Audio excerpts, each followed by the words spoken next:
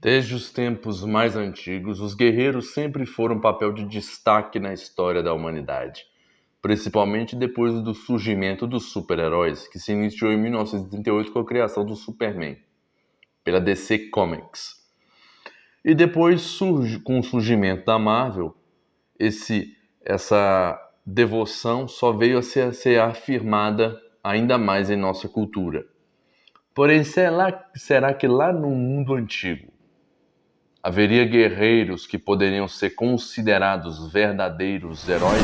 É o que nós descobriremos a partir de agora.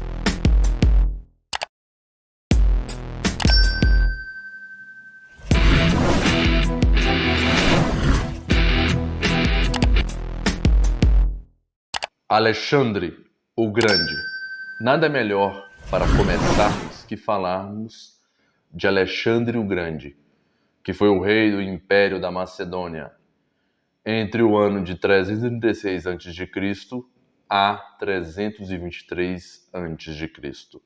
No período helenístico da história da Grécia Antiga, Alexandre sucedeu seu pai a partir de 336 a.C., o que iniciando assim uma série de campanhas militares que consolidaram em seu poder na Grécia, conquistando inúmeros territórios na Ásia, estendendo o seu império até as margens do rio Indo. Tendo nascido em Peleia em 356 a.C. e se tornando um comandante após a morte de seu pai, foi um rei muito bem sucedido, tendo inúmeras vitórias, ao lado do seu corcel Bucéfalos, sendo responsável por espalhar toda a cultura grega, considerada até mesmo um deus para seus soldados e subordinados e um carrasco para seus inimigos. Dentre suas vitórias e seus atos durante o seu período de campanha militar, está alguns fatos que são impressionantes. Por exemplo, quando queimou toda a cidade de Tebas, permitindo apenas que os templos permanecessem intactos, o que resultou no restabelecimento da ordem na Grécia. Outro fato curioso seria que depois de derrotar um rei, o manteve no trono colocando o mesmo à sua disposição para lutar quando preciso. O mesmo cuidado que teve, ou mesmo, quando teve o mesmo cuidado que teve com a família do rei Dário, soberano do Império Persa, que é até curioso esse episódio, né? Ele derrotou o rei Dário, soberano do Império Persa, porém deixou a família do rei viva, né? É uma pena que com ele não tiveram a mesma compaixão, ou da qual este soberano teve seu fim aos 32 anos, no ano 323 a.C. Cthulhu, também conhecida como Agiorne, Ayurgro, Kutu-Tsagan ou Ayurki, foi a famosa filha de Kaido, um dos primos de Kublai Khan.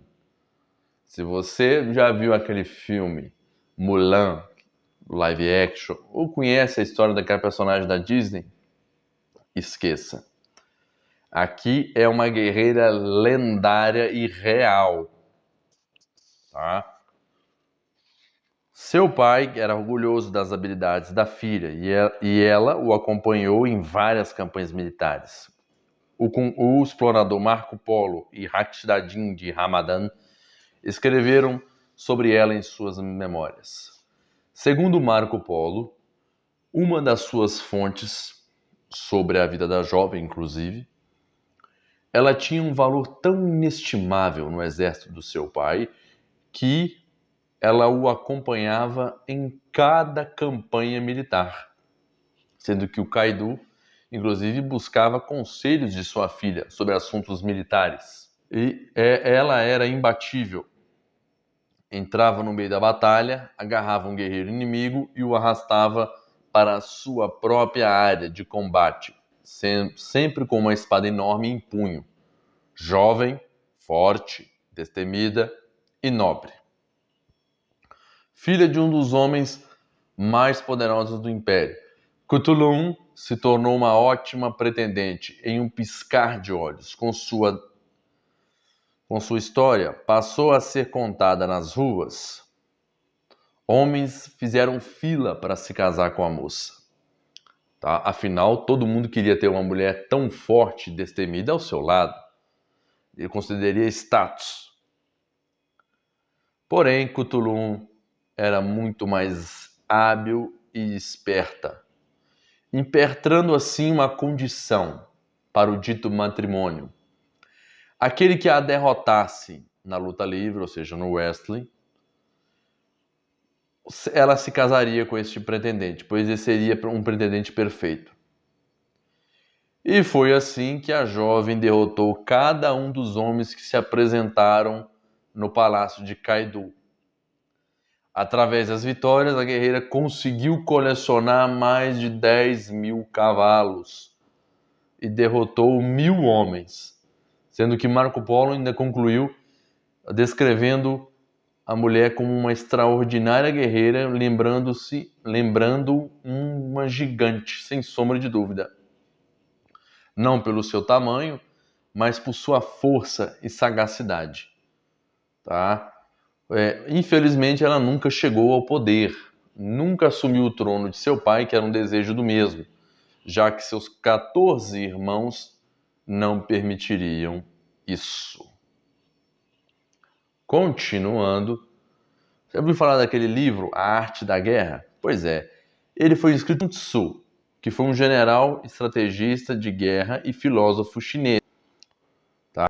Que é o criador da famosa obra A Arte da Guerra, que é um tratado filosófico militar no qual reuniu estratégias e táticas militares para vencer o inimigo.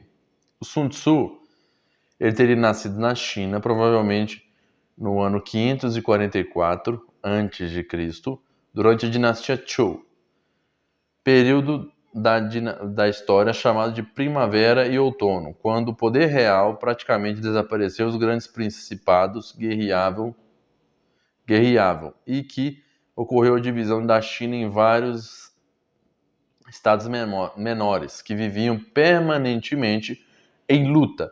Sun Tzu, contemporâneo do filósofo Confúcio, viveu numa época em que a filosofia era também usada como arma para a sabedoria das estratégias e táticas militares, e assim os pensadores eram colocados à frente do exército, que disputavam o controle da soberania.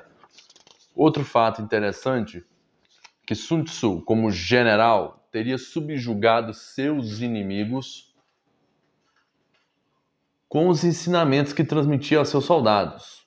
Falava com propriedade sobre posicionamento das tropas e movimentação dos soldados, as técnicas de emboscada e até mesmo mudanças inesperadas de clima, tá? Foi tudo isso baseado em suas experiências, o que ele fez com que ele elaborasse a Arte da Guerra, tá? Com 13 capítulos, inclusive, tá? O que narrava como vencer cada batalha que disputou, com frases e pensamentos que abordavam diversos aspectos ligados à guerra.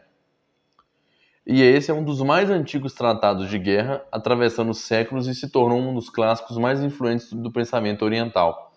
A obra A Arte da Guerra é considerada a bíblia da estratégia do planejamento e da liderança, sendo utilizada inclusive no mundo de negócios e até hoje nos ensinamentos que inspiram uma legião de líderes, principalmente militares.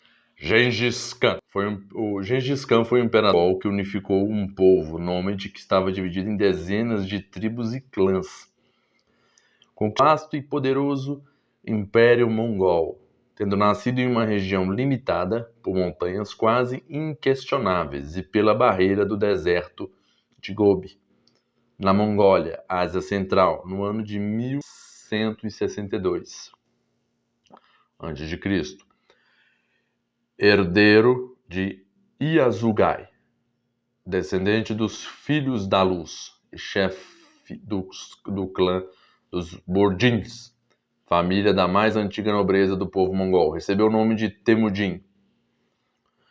Cresceu em meio a outras crianças, à sombra das tendas, caçando pequenos animais, pescando e limpando os cavalos. Nessa época, as tribos mongóis eram governadas por algumas famílias que ora viviam pacificamente, ora se dedicavam aos combates. Uma tribo se sujeitava a outra, roubava seus rebanhos e outros bens, até suas mulheres. Com 9 anos de idade, Gengis Khan ficou noivo de Bort, filha do chefe dos Kungirat, poderosa tribo aliada, e permaneceu junto à família da noiva, de acordo com os costumes dos mongóis. Com grande habilidade, Gengis Khan enfrenta uma luta contínua e as notícias sobre seus feitos heróicos se propagavam. E sua origem mística e as habilidades com que trata os vencidos, perdoando suas ofensas, foram se espalhando rapidamente pelas estepes e deserto. Em uma luta contínua pela hegemonia das tribos, ele vencia os temíveis tártaros, ganhando a simpatia da dinastia Qin, que reinava na China, e era constantemente ameaçada pelos tártaros. Dominando pouco a pouco todas as tribos mongóis, Temujin decide legalizar seu poder, mudar seu nome para Gengis, guerreiro perfeito. E em 1189 é reconhecido como Khan, chefe supremo. Gengis Khan desejava criar um estado mongol vasto e potente e sentia como executor de uma missão divina. Dizia sobre si mesmo: o único sol no céu, o único soberano na terra. Tá? Os atos de Gengis Khan foram incontáveis, ao ponto de derramar sangue durante os conflitos. Inclusive, seu nome Khan significa chefe supremo, como eu havia mencionado, e ele foi inclusive serviu de inspiração para a criação do personagem Shao Kahn na franquia Mortal Kombat. O seu exército migrou inclusive para a Europa em um banho sangrento e brutal. Boudica, conhecida pelos romanos como Boudica ou Boudicea, foi a rainha celta que liderou os essenos, juntamente com outras tribos bretãs em Levantes contra as forças romanas que ocupavam a Grã-Bretanha